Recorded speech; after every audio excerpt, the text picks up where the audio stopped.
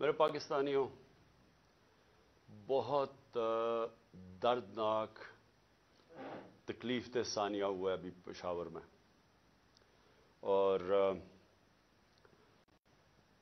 दहशतगर्दी के ऊपर फिर से बातचीत शुरू हो गई। एक वक्त पे बहुत बड़ा मौजू था दहशतगर्दी, और फिर आहिस्ता आहिस्ता नीचे गया और अब फिर चंद महीनों से फिर से ऊपर आ गया। तो मैंने इसलिए कहा कि पहले तो मैं अपनी कौम से बात करना चाहता हूं, लेकिन सबसे पहले दहशतगर्दी के ऊपर, और ख़ास तौर पे जो पख्तूनख्वा की पुलिस है, माजी में भी ये कुर्बानियां देते रहे। जब हमारी 2013 में हुकूमत आई तो तकरीबन 700 पुलिस वाले शहीद हो चुके थे, और वो मैं उसके ऊपर अभी बाद में बात करूंगा। और फिर इनकी कुर्बानी देख के तो मैंने सोचा कि आज मैं इस मौजू के ऊपर बात करूं, क्योंकि मुझे अफसोस से कहना पड़ता है कि इतना बड़ा सानिया हुआ है और इसको पॉलिटिकली एक्सप्लॉइट किया जा रहा है, वो जो मैं अभी आपको बाद में बताऊंगा। देखिए जी, हुआ क्या है, पाकिस्तान क्यों इस जंग में पड़ा है, ये आप सबको समझना है कि इसके पीछे क्या हुआ कि हम पिछले 20 साल से एक अजाब में पड़े हुए हैं, और बीच में पीरियड आया कि जिसमें दहशतगर्दी बिल्कुल नीचे आ गई। लेकिन ये हुआ क्या था, मैं जरा अपनी कौम की माइंड जग जिनको समझ है उनको पता तो चले कि हम यहां पहुंचे कैसे हैं। देखिए, हमने अफगान जहाद लड़ी। सारी जो अफगान जहाद थी वो पाकिस्तान के कबायली इलाके से लड़ी गई थी, जो पुराना कबायली इलाका था।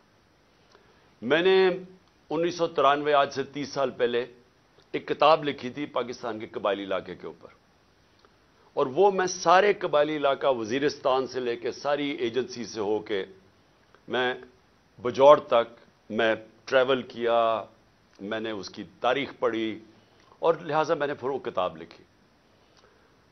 लेकिन जब मैं वहां कबायली इलाके में फिर रहा था तो तकरीबन जितने भी मैं हुजरे जाता था, ज्यादातर उन हुजरों में तस्वीर लगी होती थी एक नौजवान की, और हार उसके गले में डाला होता था। तो जब पूछते थे तो वो बड़े फख्र से कहते थे कि इसने शहादत ली है सोवियत यूनियन उनकी जो फौजों के खिलाफ लड़ते हुए अफगानिस्तान में। तो यहां से मुजाहिदीन भी जाते थे, जो बाहर से हमने अल-कायदा जैसे ग्रुप्स को बुलाया था, लेकिन यहां के लोगों ने बड़ी उसमें शिरकत की, कबायली इलाके के लोगों ने। तो जब 2001 के बाद जनरल मुशर्रफ ने फैसला किया कि हम अमेरिका की जंग में शामिल होंगे, मैं ये बार बार कहता हूं कि यह प्रोपेगेंडा से किसी की जंग को अपनी जंग बनाया गया। मैं तब से कहता गया हूं कि यह हमारी जंग नहीं थी, और उसकी दो वजूहात थी। एक, हमने पहले कहा कि अफगानिस्तान में जो भी फॉरेन ऑक्यूपेशन होगी, उस वक्त सोवियत यूनियन थी, उनके खिलाफ लड़ना जहाद है। कौम ने भी कबूल किया, हमने शिरकत भी की, और मुझे अफसोस से कहना पड़ता है हमें पैसे भी, डॉलर्स भी आए उससे। लेकिन जब 2001 में अमेरिका उसके बाद फैसला करता है अफगानिस्तान आने में, और अब हम अपने लोगों को कह रहे हैं, अपनी कौम को भी कह रहे हैं, और वो लोग जिन्होंने शिरकत की थी उस अफगान जहाद में, वो ग्रुप्स, और फिर वो कबायली इलाका के अंदर जो लोगों ने जिस तरह मैंने आपको बताया शहादतें हुई उस अफगान जहाद में, अब हम उनको कह रहे हैं कि नहीं जी, अब ये दहशतगर्दी होगी अगर अमरीकियों के खिलाफ आप फॉरेन ऑक्यूपेशन के खिलाफ आप लड़ेंगे। इसका एक, सबको पता था कि इसका एक बैकलैश आना है, इसका रद्द अमल आना था। और जब जब मेरी आप स्टेटमेंट्स, मैं 2003 में नेशनल असेंबली में भी बोला, जब पाकिस्तान ने फैसला किया, जनरल मुशर्रफ ने अपनी पहली दफा 1948 के बाद, जब कायदे आजम ने हुक्म किया था कि पाकिस्तान की फौज कबायली इलाके से वापस ले आओ, ये पहली दफा जब मुशर्रफ ने फौज भेजी वहां 2003 में, तो मैंने असेंबली में तकरीर की और कहा कि अगर आप तारीख पढ़ लें कबायली इलाके की, अब कभी यह हिमाकत ना करते, क्योंकि हमारी वो फोर्स थी वहां, हमें कोई फौज भी नहीं रखने की जरूरत थी। वहां पुरअमन इलाका था, पाकिस्तान से बहुत ज्यादा कबायली इलाका पुरअमन था। जब फौज भेजी, वहां से हमारे मसले शुरू हुए। वो लोग, उनमें से جن لوگوں نے شرکت کی تھی جو سمجھتے تھے کہ یہ امریکہ نے بڑا غلط کیا ہے افغانستان میں آ کے، وہ لوگ ادھر بہت بڑی ایک غصہ آیا. ان کو تو نہیں آپ کنونس کر سکتے کہ اب یہ جہاد نہیں دہشت گردی ہے. 2002 کا الیکشن ہوتا ہے، اور اگر کسی کو شک تھا کہ یہ سارا جو پشتون علاقہ ہے یہ بڑا ناراض تھا کہ امریکہ جب افغانستان گیا، تو سارے 2002 کے اندر پشتون علاقے نے ایم ایم اے کو ووٹ دی، کیونکہ ایم ایم اے واحد پارٹی تھی جو کہہ رہی تھی کہ بہت برا ہوا. دوسرا خیر میں تھا، میری تو پارٹی چھوٹی سی تھی. ہم کہتے رہے اور یہ ایم ایم اے بھی کہتے رہے کہ یہ بڑا غلط کیا امریکہ نے، کیونکہ افغانستان کے لوگوں کو کلیکٹو پنشمنٹ دینے کی کیا ضرورت تھی. القاعدہ ایک گروپ تھا، لیکن ایک پورے قوم کو سزا دینا تو ایک بڑا ایک اس کے خلاف پاکستان کے اندر بھی بڑا عوام نے یہ پسند نہیں کیا، اور کافی غصہ تھا لوگوں میں، خاص طور پہ پشتون بیلٹ میں، کیونکہ وہ انہوں نے کنیکشن جو پشتون اس طرف ہے اور اس کا دوسری طرف قبائلی علاقے کا تو بارڈر ہی کوئی نہیں ہوتا تھا. ڈیورن لینڈ تو تھی کچھ نہیں، تو وہاں سے تو آمد و رفت رہتی تھی دونوں طرف. تو اس کا ایک ری ایکشن آیا، اور ری ایکشن عوام نے پشتونوں نے بتا دیا 2002 میں کہ وہ اس جنگ کے خلاف ہے. انہوں نے ایم ایم اے کو ووٹ دی، کیونکہ دونوں پارٹیز تو ڈرتی ہیں، بات ہی نہیں کرتی تھی امریکہ کے خلاف. یہ تو امریکہ کو اپنا وہ آقا مانتی ہیں، تو یہ تو بولی نہیں. تو جو بول رہی تھی پارٹی ایم ایم اے، ان کو قوم نے ووٹ دی، سارے پشتونوں نے. تو پتہ چل گیا کہ قوم کدھر کھڑی ہے. اب وہاں سے شروع ہوئی، جیسے جیسے ہم پڑھتے گئے امریکہ کی جنگ میں، وہ پھر وہاں دہشت گردی، اس کا ری ایکشن آتا گیا. انہوں نے پاکستان کے خلاف جو پھر پہلی دفعہ 2004-05 میں ہم نے ٹی ٹی پی کا نام سنا. یہاں تو کوئی ملیٹنٹ طالبان نہیں تھے. جو جنگ لڑی تھی جو اس طرف مجاہدین اور طالبان نے، انہوں نے لڑی تھی سوویٹس کے اگینسٹ، تو یہاں تو کوئی ملیٹنسی نہیں تھی. تو آہستہ آہستہ پاکستان میں یہ دہشت گردی اور ملیٹنسی بڑھتی گئی. اور مجھے افسوس سے کہنا پڑتا ہے کہ میری طرح کے لوگ جب کہتے تھے کہ یہ بڑا غلط ہو رہا ہے، پاکستان کو نقصان ہو رہا ہے، مجھے طالبان خان کہا گیا. میں جب وہ امریکنوں کی جو افغانستان میں وہ کر رہے تھے، اس کو بار بار میں کہتا گیا کہ کوئی ملٹری سلوشن نہیں ہے، کیونکہ افغانستان کی اگر آپ تاریخ آپ پڑھ لیں تو آپ کو پتہ چلے گا کہ وہ کسی باہر والے کو ایکسیپٹ کرتے ہی نہیں ہیں. تو ادھر بھی کہتے گئے، تو وہاں اینٹی امریکن کا اور ہر قسم کی باتیں کی گئی. لیکن جو لوگ اس علاقے کو جانتے تھے، سب کو پتا تھا کہ یہاں جتنا آپ ادھر پڑھیں گے ادھر مشکلات ملک کے لیے بڑھتی جائیں گی. اب میں آتا ہوں کہ یہ پھر فاسٹ فارورڈ کر لیں.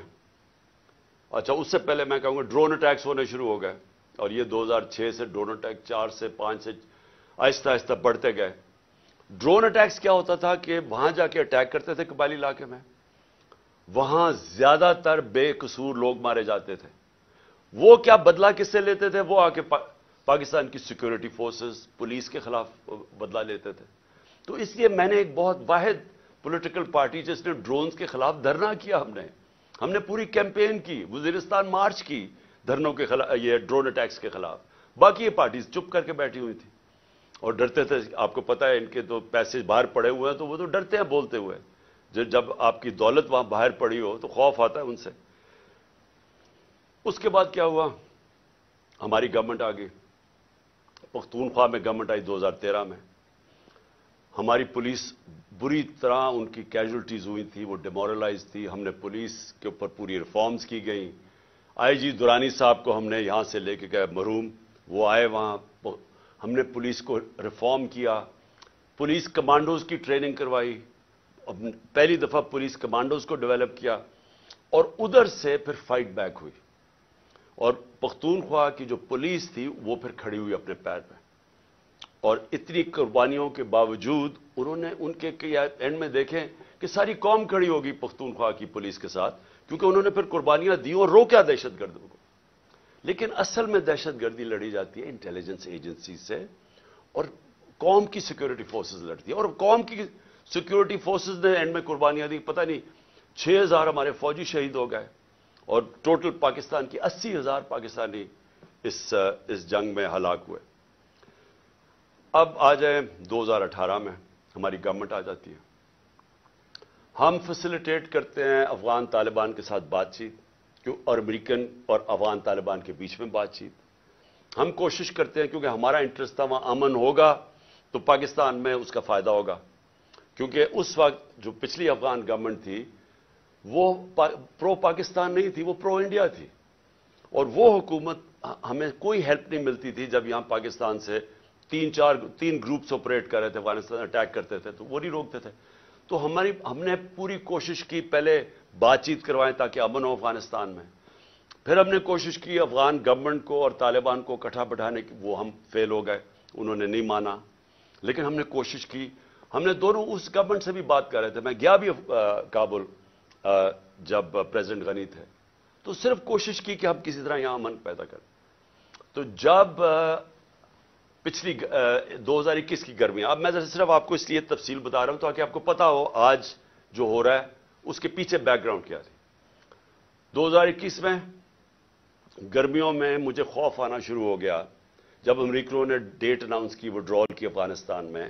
مجھے خوف آنا شروع ہو گیا کہ یہاں خانہ جنگی ہوگی افغانستان میں. اور ہماری ISI نے ہمیں پوری بریفنگ دی کہ 3 لاکھ فوج ہے افغانستان کی, اور جیسے ہی وڈرال اگر یہ جب امریکہ جائیں گے تو یہ 3 لاکھ فوج اور 60-70 ہزار صرف طالبان ہیں, تو یہاں تو خانہ جنگی شروع ہو جائے گی. تو ایک خوف تھا کہ جب وہاں خانہ جنگی شروع ہوگی تو اس کا فال آؤٹ پاکستان میں بھی آئے گا. ایک یہ خوف تھا کہ امریکہ ہمیں ہمارے پہ سینکشنز لگا دیں, کیونکہ وہ پہلے ہی کہہ رہے تھے کہ پاکستان کی وجہ سے ہم نہیں جیتے افغانستان میں. وہ پاکستانی انٹیلیجنس ایجنسیز کو بلیم کرتے تھے کہ وہ طالبان کے خلاف اس لیے کامیاب نہیں ہو کیونکہ پاکستان ان کی مدد کر رہا تھا. تو ڈر یہ تھا کہ ایک دفعہ سول وار شروع ہو گئی تو انہوں نے سارا ملبہ ہمارے پہ ڈال دینا. تو تب سے میں پچھلی یعنی 21 کی گرمیوں سے آپ میری سٹیٹمنٹس دیکھ لیں, میں کہتا گیا تھا کہ وہ جو 2021 اور 22 کی سردیاں ہیں وہ پاکستان کے لیے سب سے مشکل وقت ہے. اور اس کی ایک وجہ یہ تھی کہ مجھے خوف تھا افغانستان میں کیا ہوگا. میرا جنرل باجوہ سے کوئی اختلافات نہیں تھے, ہم ایک پیج پہ تھے.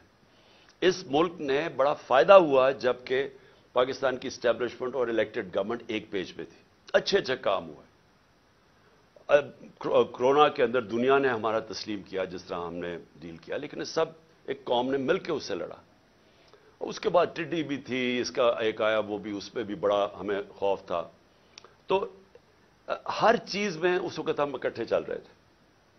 اختلاف پہلا یہ ہوا کہ ایکسٹینشن کے بعد جنرل باجوہ نے بار بار ہمیں کہا کہ ان کو NRO دے دو اور یہ اکاؤنٹیبلٹی سے پیچھے ہٹ جاؤ اور نیب کو چینج کر دو, جو اب نیب ہے. یعنی نیب کو لاز کو امینڈ کرنا یہ تب سے شروع ہو گیا تھا کہ جیسے آپ امینڈ کریں گے تو یا پولیٹیکل سٹیبلٹی آ جائے گی.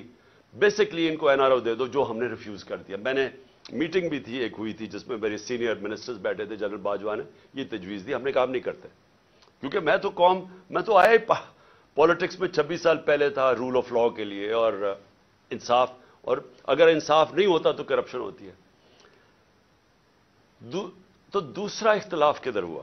دوسرا اختلاف ان سے ہوا جنرل فیض کے اوپر. اب میں آج ساری قوم کے سامنے رکھنا چاہتا ہوں جو حقائق کیا تھے. میرا جنرل فیض کو اس وقت میں سمجھتا تھا کہ کیونکہ 2021-22 کی سردیاں ہمارے لیے بڑی مشکل ہوں گی, میں چاہتا تھا کیونکہ افغانستان کا فال آؤٹ آنا تھا, میں یہ چاہ رہا تھا کہ ان کو یہ سردیوں تک جنرل فیض کو رکھا جائے.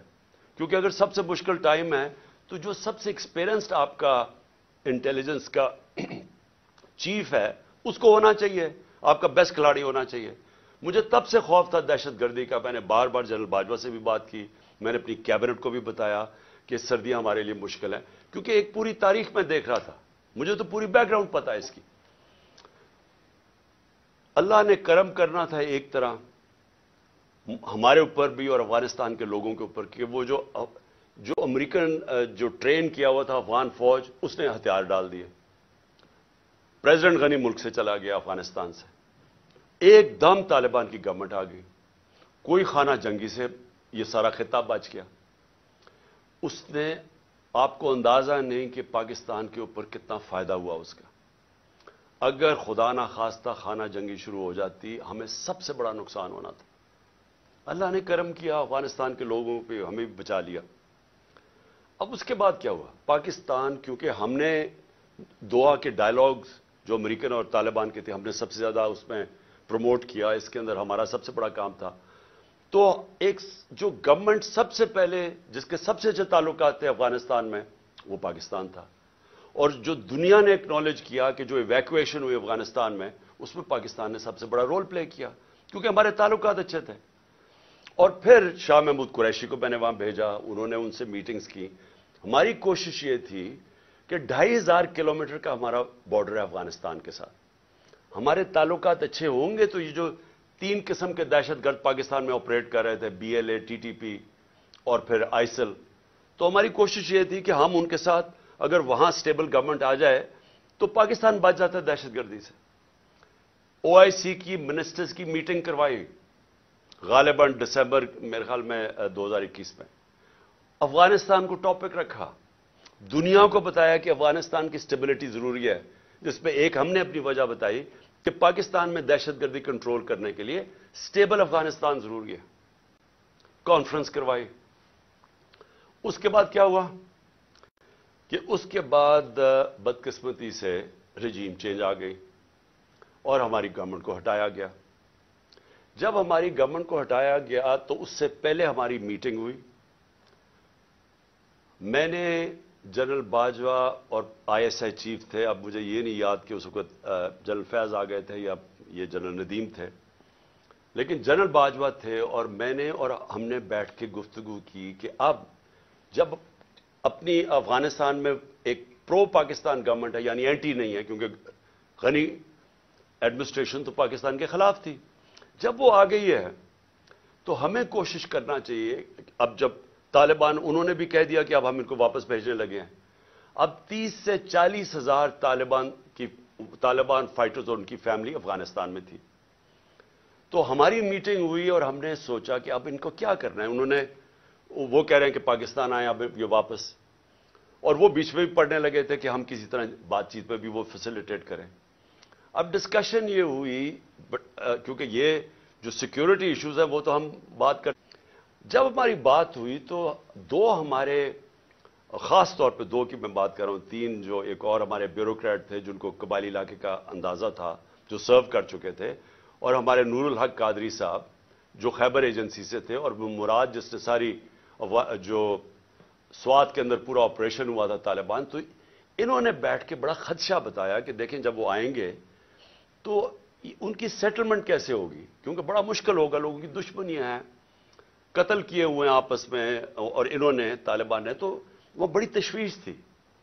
تو یہ فیصلہ کیا گیا کہ ہمارے جو قبائلی علاقے کے ایم این ایز اور وہ بیٹھ کے ہماری سیکیورٹی فورسز فیصلہ کریں گی کہ ان کو ریہیبلیٹیٹ کیسے کرنا ہے. یہ بھی سوچا کہ ان کے لیے پیسے خرچ کریں گے, کیونکہ 2 ہی ہے نا, یا ہم ان کو مار دیں ساروں کو کھڑا کر کے, اور یا پھر ان کو سیٹل کریں اور ان سے کوئی اگریمنٹ کریں. اس کے علاوہ تو تیسرا کچھ نہیں تھا. تو ہم نے ان سے یہ بات ہوئی, اور وہ بدقسمتی سے بات آگے بڑھی نہیں, کیونکہ اور چیزیں آ گئی, اور آپ سب جانتے ہیں رجیم چینج کے اندر اور چیزیں آ گئی. اس کے بعد ہماری گورنمنٹ چلی گئی.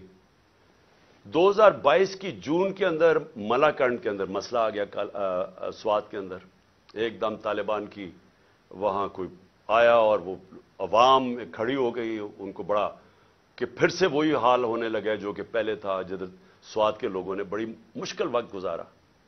تو تب تشویش ہوئی, اور میں نے جون کے اندر پھر میٹنگ کی اپنے پختونخوا کے ایم این ایز اور ایم پیز کے ساتھ, کے پی ہاؤس کے اندر اسلام آباد میں میٹنگ کی, اور ان کو سب خدشہ تھا کہ یہ ایک نیا فینومینا پھر آ رہا ہے, یہ جو طالبان آ رہے ہیں وہاں سوات کے اندر جو ہو رہا ہے, اور پھر لیٹرز لوگوں کو آنے شروع ہو گیا کہ پیسے کے, اور پھر ہمارا ایک ایم پی تھا اس کو گولیاں لگیں وہاں دیر کے اندر.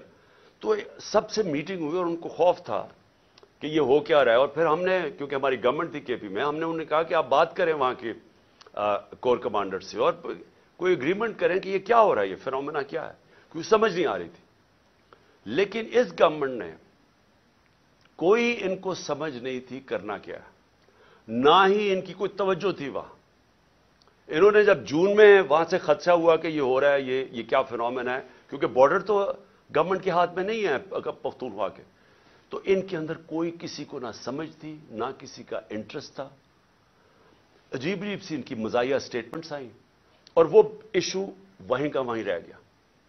अब ये इशू आहिस्ता आहिस्ता बढ़ना था और अब जिधर ये पहुंच गया है, मुझे अब हुआ क्या, जब पुलिस पे जब ये अटैक हुआ मस्जिद के अंदर, तो अभी वो लोग, वो बेचारे जो, मैं फिर से आज सबके सामने, हम सबको तकलीफ है कि जो जिस तरह की हमने वो सीन्स देखे हैं और जिस तरह वो पुलिस वालों के ऊपर एक गुस्सा और एक गम तारी हुआ था, वो हमने देखा सबने। तो सवाल अभी ये पूछा जाए कि गवर्नर केपी ने अभी तो लोगों कब्रों में दफन भी नहीं किया, अभी तो लोग तकलीफ में हैं, अभी तो एनालिसिस ही नहीं हुआ कि ये हुआ क्या है। गवर्नर केपी खत लिख देता है कि जी इलेक्शन को डिले किया जाए, मुल्क सूबे का सूरत हाल ठीक नहीं है। अब मेरा ये सवाल है कि जो लोग ये अब समझ रहे हैं कि ये जो दहशतगर्दी बढ़ाई जा रही है और जो पहले से भी ये पीटीआई की गवर्नमेंट के खिलाफ है और ये इलेक्शंस को मुतासर कर रही है और ये इलेक्शंस डिले करने के लिए, तो गवर्नर ने तो खत से यही उसी तरफ लोगों को, जिसका नहीं भी सोच था वो उधर चली गई है। क्या ये अकल है कि जब तक आपने पूरी तरह देखा ही नहीं और पता ही नहीं आपको सिक्योरिटी सिचुएशन क्या है, सीधा बैठ के कह दिया कि इलेक्शन डिले करो। जो प्रो गवर्नमेंट के तज्जिया नगार हैं वो भी शुरू हो गए कि जी इलेक्शन डिले किया जाए। तो कुछ तो सोच लें कि लोगों के अंदर जिधर पहले ही खदशात है, एक ट्रस्ट डेफिसिट हुआ है केपी के अंदर, पख्तूनख्वा के लोगों को इत्मीनान चला गया है कि ये दहशतगर्दी है क्या। हम सब जानते हैं कि पीटीएम के क्या नारे हैं, और जब पहले से खदशे हैं तो ये गवर्नर स्टेटमेंट दे रहा है कि जनाब इलेक्शन डिले कर दे। तो मेरा सबसे बड़ा सवाल अब ये कि आज मैं इस गवर्नमेंट और इनके लोगों से पूछना चाहता हूं कि जो हमें जिम्मेदार ठहरा रहे हैं, मैं ये पूछना चाहता हूं कि मैं उसका तो जवाब दे सकता हूं जब हम इख्तिदार में थे। जब हम इख्तिदार में नहीं हैं, ये कहना कि क्योंकि उस दिन दौर में इन्होंने ये किया तो आज ये हो गया। सवाल यह है कि हमारे दौर में क्यों नहीं हुआ। 2013 से हमारी गवर्नमेंट थी पख्तूनख्वा, जो सबसे बड़ा सूबा जो तबाही में थी।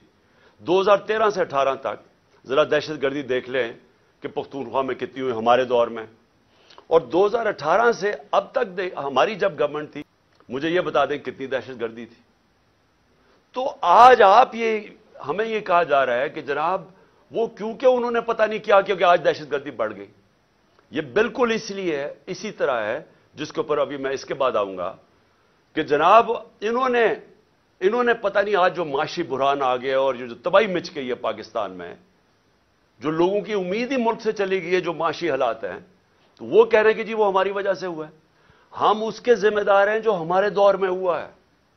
जब हम पावर में नहीं है, हमारे से क्यों जवाब पूछ रहे हैं। मैं आज फिर से मैं बार बार कहता रहूंगा, मुझे इनका पता था कि ये नाहल और करप्ट लोग, इन्होंने तो 30 साल हुकूमत की और मुल्क को यहां पहुंचाया है। और अब ये कहना कि ये जो जनरल बाजवा की सोच थी कि अब आके ये मुल्क ठीक कर देंगे, जो 17 साल में सबसे बेहतर पाकिस्तान की इकोनॉमिक परफॉर्मेंस थी, उस इकोनॉमिक परफॉर्मेंस के ऊपर रिजीम चेंज करके इनको ले आए। मैं बार बार जनरल बाजवा को कहता रहा और मैंने वाज़ेह तौर पे शौकत तरीन को भिजवाया। मैं इसलिए आपको कहूंगा कि हमें पता था ये क्या होना है। मैं इनको जानता हूं 30 साल से जो इन्होंने किया पाकिस्तान के साथ, ये जो कर्जे चढ़े हुए हैं जब से ये आए हैं, जरा देखें इन्होंने, ये अमीर होते जाते हैं, मुल्क मकरूज होता जाता है। तो इन्होंने मुल्क कैसे ठीक करना था। जो मुल्क को तबाही की तरफ लेके जाए वो मुल्क ठीक कैसे कर सकता है। इनके ये जो नून लीग की 99 ये गवर्नमेंट छोड़ के गए हैं, जरा देख लें कि क्या हाल था पाकिस्तान की माइशत का, और अब ये जो 2018 में छोड़ के गए तब देख लें क्या हाल था। तो अब इनको जब हमें हटा के इनको लेके आए, इन्होंने अब ठीक कर देना था मुल्क। चलती हुई माइशत जो 17 साल में उसकी ग्रोथ रेट, यानी जो इकॉनमी में दौलत में इजाफा हो रहा था 5.7 और 6%, आखिरी 2 सालों में, कोरोना के बावजूद। कोरोना का भी मैं बार बार आपको इसलिए याद करवाऊंगा, ये दुनिया के अंदर इतना बड़ा सानिया सदी में एक दफा आता है। और देखेंगे पाकिस्तान कैसे निकला उसमें से, और फिर अपने लोगों को, मायशत को, सबको बचा लिया, गरीबों को बचा लिया। और हम जब वहां से जब इसको बताया जनरल बाजवा को कि ये ना कामयाब होने दें, और इसलिए कामयाब ना होने दें क्योंकि ये नहीं संभाल सकेंगे, और वही हुआ। जैसे ही आए मुल्क नीचे जाना शुरू हो गया।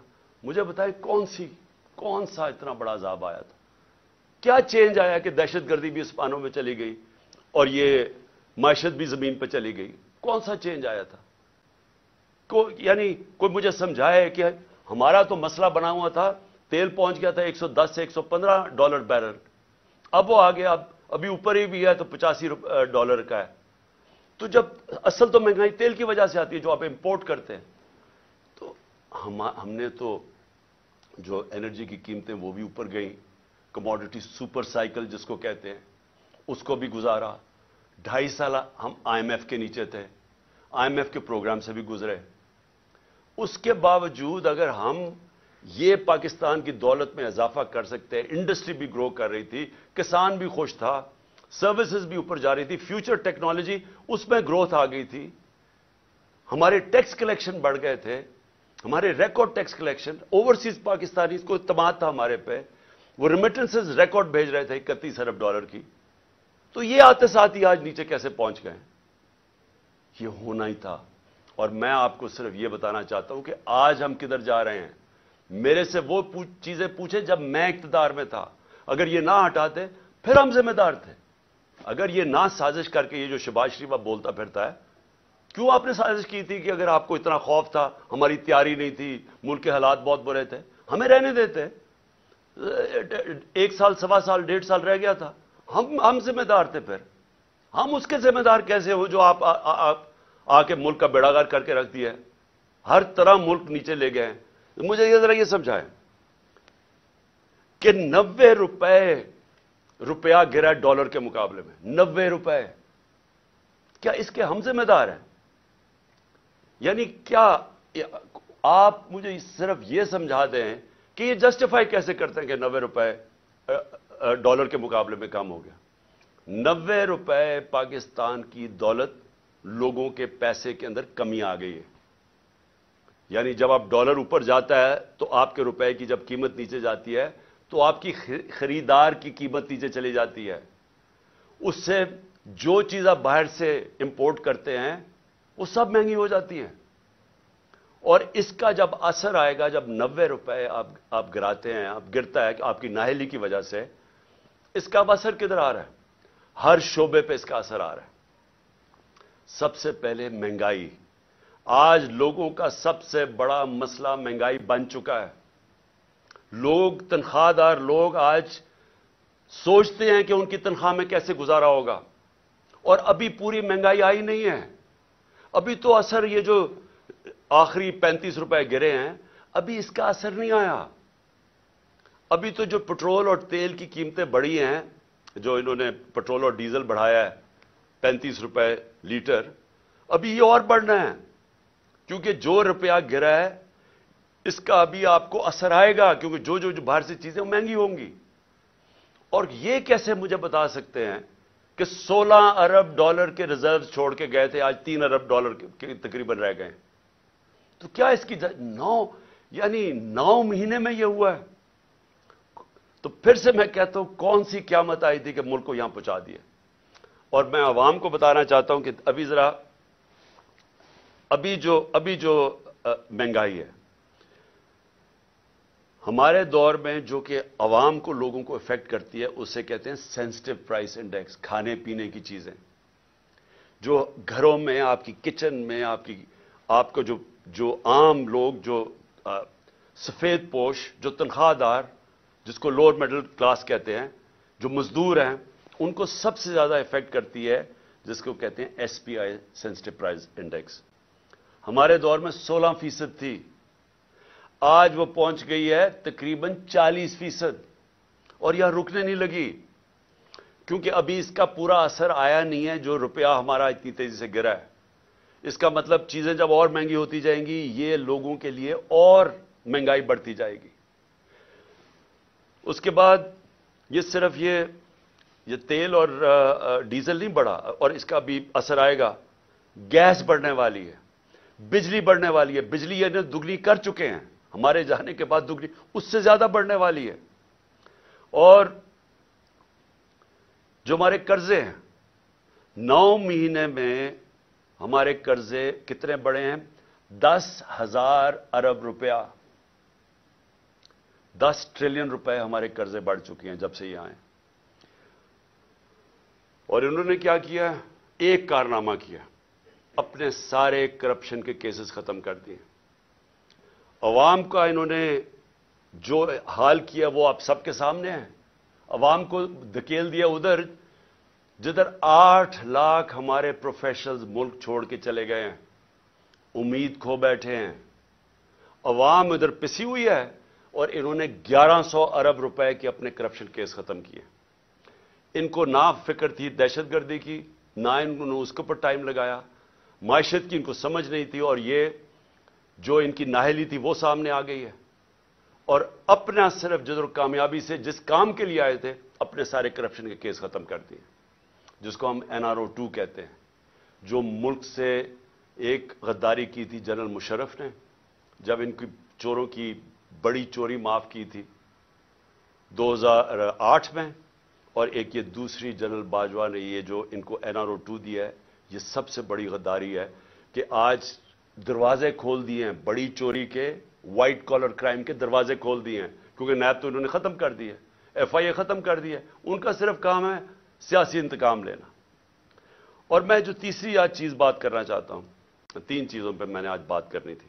پہلے دہشت گردی پہ کہ وہ ہمیں ذمہ دار ٹھہرا رہے ہیں, اور دوسرا یہ معیشت پہ وہ نیچے گئے وہ ہمیں ذمہ دار ٹھہرا رہے ہیں. نہیں اتنی سازش کرنی تھی, اگر نئی کیپبلٹی تھی تو نہ کرتے. تو آج آ کے آپ اپنی چوری معاف کروا لیں, لیکن جو سارا ملک کا تباہی کیا وہ ہمارے پہ ڈال دیں. جو تیسری چیز ہے وہ اسی وجہ سے وہ ہے الیکشنز. اب میں یہ بتاؤں کہ ہماری پنجاب اور پختونخوا میں حکومتیں تھیں, 66% پاکستان ہمارے نیچے تھا. ہم نے پہلی دفعہ اس ملک کی تاریخ میں اپنی 2 گورنمنٹس کو ڈیزالو کیا, اپنی گورنمنٹس چھوڑی. ہم نے کیوں چھوڑی؟ اب ہمیں کوئی ضرورت نہیں تھی, کسی نے بندوق نہیں رکھی تھی ہماری گورنمنٹ کرانے کے لیے. ہم نے اس لیے چھوڑی کیونکہ ہم سب کو خوف آ رہا ہے پاکستان کا, یہ جو تباہی کی طرف یہ لے کے جا رہے ہیں, اور مجھے خوف ہے کہ آگے اور ہم نے کتنا نیچے جانا ہے. IMF مل بھی گئی تو وہ بھی کینسر کا علاج ڈسپلن سے ہوگا. خوف یہ تھا کہ اگر یہ زیادہ, اور ان کا کوئی الیکشن کروانے کا سوچ نہیں.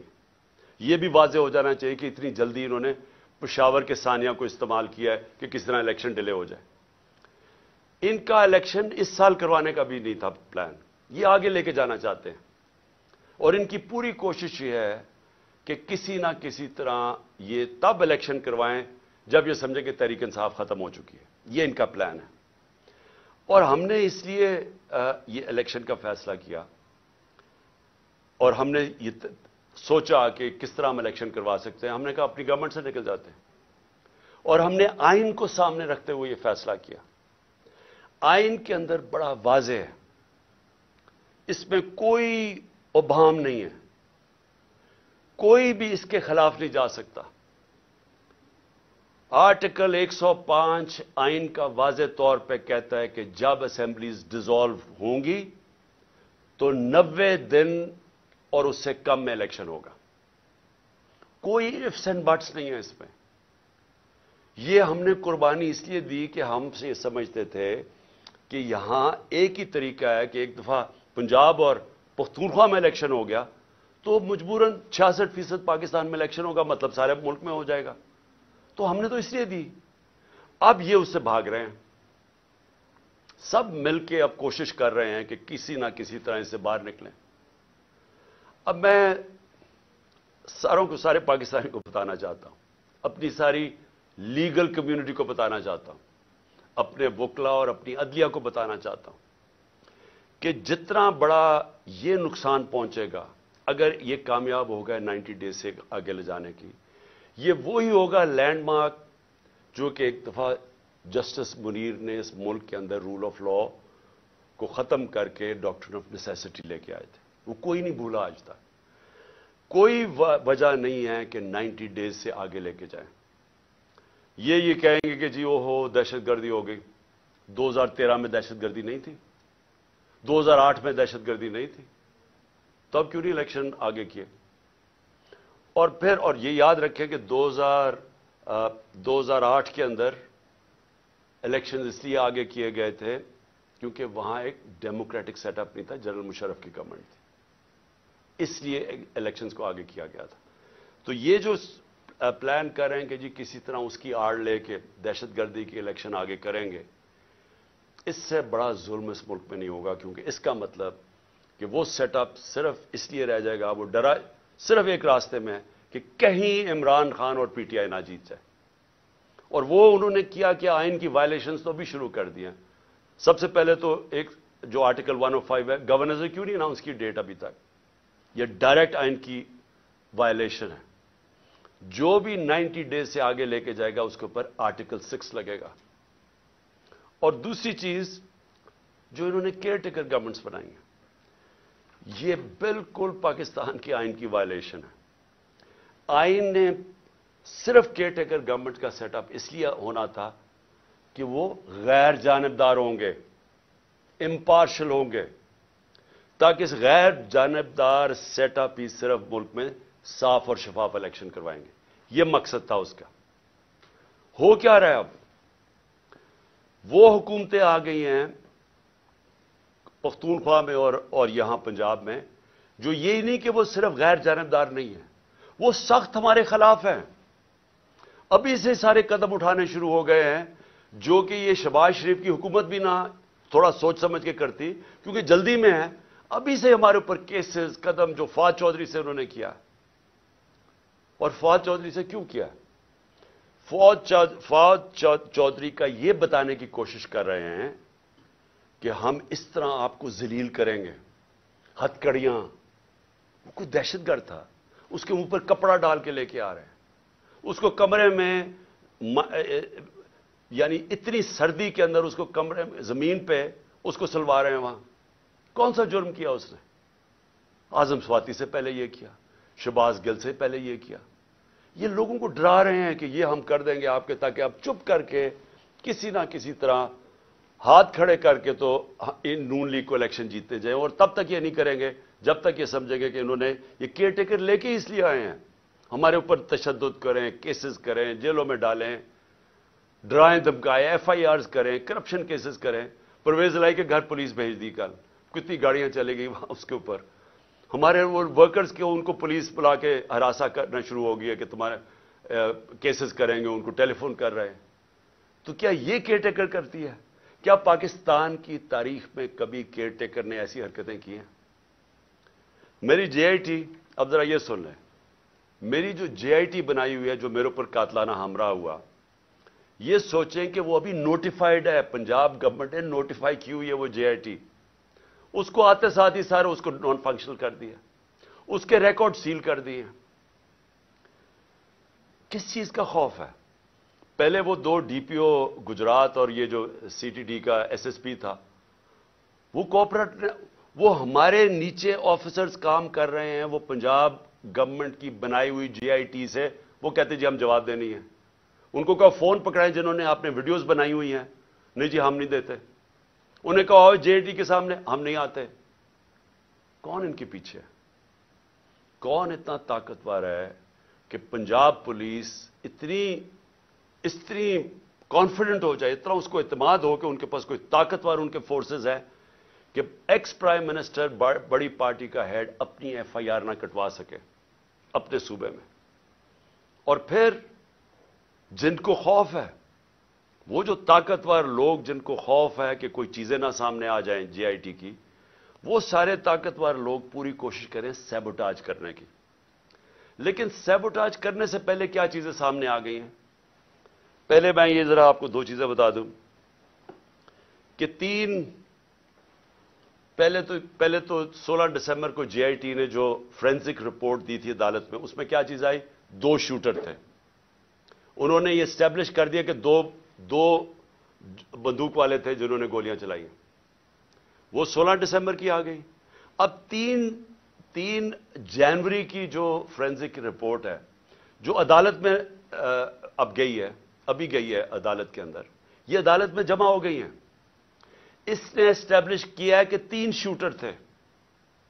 सो जो सारा बनाया हुआ था कि जी एक दीनी इंतहा पसंद है जिसने कहा मैं अकेला हूं, उसको पढ़ा के भेजा था पहली स्टेटमेंट मैं अकेला हूं, तो पहले तो यह साबित हो गया कि 3 शूटर थे। तो सारी जो साजिश थी वो सामने आ गई। और 3 शूटर इस तरह थे कि उसकी गोलियां जो हम कह रहे थे, जो मैं भी कह रहा था कि ऊपर से मेरे गोली, छत से गोलियां, उनके गोलियों के खोल मिल गए जो इन्होंने आइडेंटिफाई किया जीआईटी ने, जो कि अब अदालत में जमा करवा दी। तो सवाल मेरा ये फिर से बनता है कि क्या एक केयरटेकर गवर्नमेंट जिसका काम ही ये नहीं है, जिसका काम ये था कि वो सिर्फ और सिर्फ इलेक्शन करवाए, वो इंटरफेयर कर रही है जीआईटी में? कौन है इनके पीछे? कौन है ये इनको जो एडवाइस कर रहा है कि सारे जो ऑफिसर्स यहां लगवाए जाएं वो सारे एंटी पीटीआई हों? उन ऑफिसर्स को लगाया जा रहा है जिन्होंने 25 मई में हमारे ऊपर जुल्म किया था। हमने 22, सिर्फ सारी पंजाब की फोर्स से हमने 22 लोगों के नाम दिए थे कि इनको आपको नहीं लगाना चाहिए, ये सख्त हमारे तहरीक इंसाफ के खिलाफ है। इन्होंने हमारे अगेंस्ट एक्शन लिया था। उनमें से 13 को लगा चुके हैं, 22 में से 13 लग गए और बाकी लगने वाले हैं। कौन सी केयरटेकर गवर्नमेंट ने पाकिस्तान की तारीख में यह किया है? और मैं एक और भी बात करना चाहता हूं, क्योंकि ये मेरे ऊपर जो कातलाना हमला हुआ था, एक क़यामत की निशानी आ गई है। आसिफ जरदारी ने मेरे ऊपर हर्जाना कर दिया, डेफेमेशन कर दिए। डेफेमेशन का क्या मतलब होता है? कि मेरी रेपुटेशन को नुकसान पहुंचाया गया है, इसलिए मैं अदालत में जा रहा हूं। आसिफ जरदारी साहब, सबसे पहले जब यह अदालत में केस जाएगा, मैं तो बड़ा शुक्र कर रहा हूं कि आप अदालत में आएंगे। सबसे पहले वो आपसे पूछेंगे क्या आपकी कोई रेपुटेशन है जो खराब हुई है, उसको नुकसान पहुंच सकता है। सारी दुनिया में मजमून आपको दिखाएंगे पहले कि मिस्टर 10% आपका नाम रखा गया था, कि हर चीज के ऊपर पैसे बनाते थे। सिंध के लोगों से पूछें कि क्या जुल्म का निजाम आपने वहां रखा हुआ है। कुरान पे हाथ रख के बताएं कि आपने अब तक कितने लोग मरवा चुके हैं। वो जज का जो नाम आपके ऊपर आता है, बताएं ना लोगों को कि आपने क्या क्या किया अपनी माजी में, किस तरह की दहशत फैलाई हुई है आपने सिंध के अंदर। मैं तो शुक्र कर रहा हूं कि मेरे ऊपर हर्जाना करें आप। और फिर क्या ये, जब मैं कह रहा था कि मेरे ऊपर हमला होने वाला है, ये जो जीआईटी की रिपोर्ट के सामने कि एक दीनी इंतहा पसंद के नाम पे मुझे कत्ल करेंगे, तो क्या किसी ने राइटिंग में दिया था कॉन्ट्रैक्ट? मुझे पता चल ही गया था ना कहीं से। तो मैं इसलिए बोल रहा था तब, और जलसों में कह रहा था कि करने वाले हैं। उससे पहले भी एक प्लान बनाया हुआ था, ये प्लान भी बना था। तो कोई मुझे राइटिंग में तो किसी ने नहीं कहा था कि आप सबूत दें जी। मुझे इंफॉर्मेशन मिली थी तो मैंने कहा था, और वो सारी इंफॉर्मेशन साबित हो रही है। ये जो जीआईटी में कवर अप करने की कोशिश हो रही है, ये ताकतवर लोग अपने आप को बचा रहे हैं, इसलिए वो खौफजदा हैं कि कहीं सच ना सामने आ जाए। और ये जो आसिफ जरदारी आपने जो गेम की है, ये एक स्प्लिंटर ग्रुप है दहशतगर्दों का। और मेरी इंफॉर्मेशन इतनी सॉलिड है, वो इतनी सॉलिड है कि वो उसमें जो जो मुझे डिटेल्स पता है कि कौन से वो एजेंसीज के ऑफिसर्स उसके साथ, आपके साथ मिले हुए हैं जिन्होंने प्लान किया है। पहले था एक कत्ल का प्लान है, उसको मैंने जब 4 नाम मैंने टेप पे रिकॉर्ड करके मुल्क से बाहर पहुंचा दिए, मुझे कुछ होगा वो नाम आ जाएंगे। फिर प्लान बी बना जिसमें 3 लोग मुलव्वस थे, उसका मैंने सीधी तरह, और उसकी एफआईआर, उसकी क्योंकि एफआईआर नहीं हुई, इसी से साबित होता है कि वो तीनों मुलव्वस थे। क्योंकि मेरी राइट है, ये तो मेरा हक है कि एफआईआर, मेरे ऊपर कातलाना हमला हुआ, मुझे इजाजत होनी चाहिए थी। इन्वेस्टिगेशन में अपने आप को साबित कर लेते हैं। और ये जो तीसरा है, जो ये प्लान इन्होंने किया हुआ है, अब ये दहशतगर्दी के नाम पे होगा कि पहले तो दीनी इंतहा पसंद ना, सलमान तसीब टाइप मर्डर।